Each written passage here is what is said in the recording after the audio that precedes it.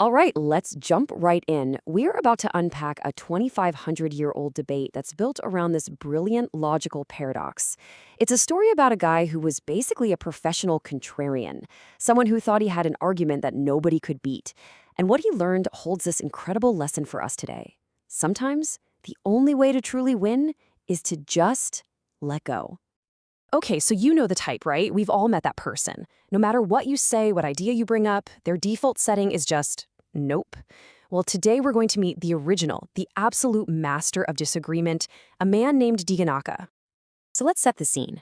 We're in ancient India. And there's this wanderer, Dīghanakha, who's basically made a career, a whole personal brand, really, out of this one incredibly simple, incredibly stubborn idea. He literally walks right up to the Buddha and declares this. I mean, think about the sheer boldness of that for a second.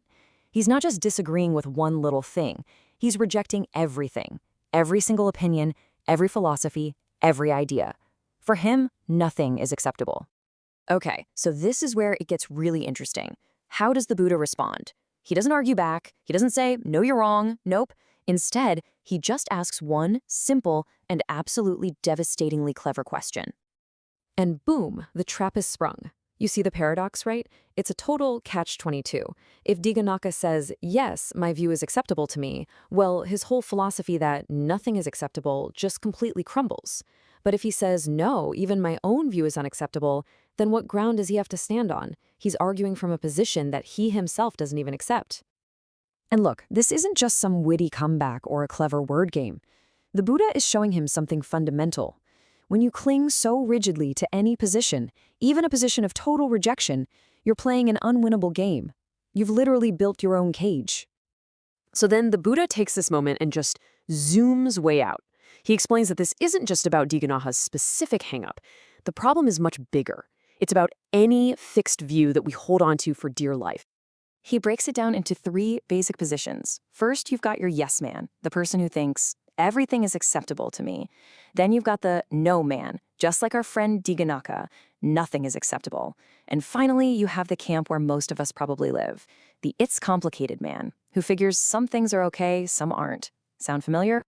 And here is the absolute kicker. The Buddha argues that when you grip any of these views too tightly, it sets you on this inevitable downward spiral. It starts with this internal conflict, right? Then that conflict bubbles up and spills out into disputes with other people. Those constant disputes then cause this deep personal distress. And that distress eventually just sours into vexation, this chronic state of being frustrated with everything and everyone. It is a guaranteed recipe for misery. But to really get the genius of what's happening here, we have to dig a little deeper than just a surface-level translation.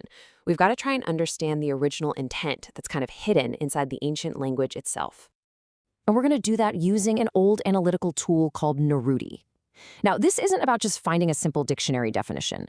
It's about looking at the very root of a word to understand what it was meant to do, how it was supposed to function in the mind of the person hearing it. So let's try this on the most important word in this whole text, upadana. A standard modern translation is going to tell you it means clinging, or maybe attachment. But when we use Neruti, when we look at its functional root, we get a completely different and much more active word, fueling.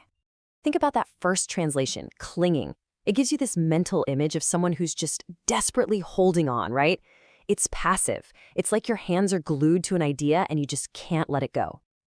But fueling, wow, that changes everything. It's an action. It implies there's already a fire, the fire of conflict. And every single time you defend your fixed view, you are actively throwing another log onto it. You're making it burn hotter. You're not just stuck in the problem, you are actively feeding it. You know, this insight is the real turning point. Because now the Buddha completely pivots the conversation. He takes it away from all these abstract intellectual arguments happening in the mind, and he brings it right down to the physical, concrete reality of what we experience in our bodies. He introduces this concept of Vedana, which really just means feeling or sensation. And he says, look, in any single moment of your life, you're only ever experiencing one of three things. Something that feels pleasant, something that feels painful, or something that's just kind of in the middle, neutral. That's it. That's the whole menu. And here's the key. He says all of these feelings are, at their core, unreliable. Why? Because they're impermanent. They're conditioned, they arise, and then they pass away. A pleasant feeling doesn't last forever, and, good news, a painful feeling doesn't last forever either. So trying to build your entire worldview on something so shifty and unstable, it's like trying to build a house on water. So let's put all these pieces together. Let's create a visual metaphor for what finally clicked inside Dīghanakha's head in his big breakthrough moment. First thing, your views, your opinions, your beliefs, they aren't reality, not even close. They're more like a pair of sunglasses. They're a filter. They color everything you see. If you're wearing blue sunglasses, the whole world is going to look blue. But that doesn't mean the world is blue. And second, when you argue for your view, when you insist that the world really is blue, you're not describing reality. You're just defending your sunglasses.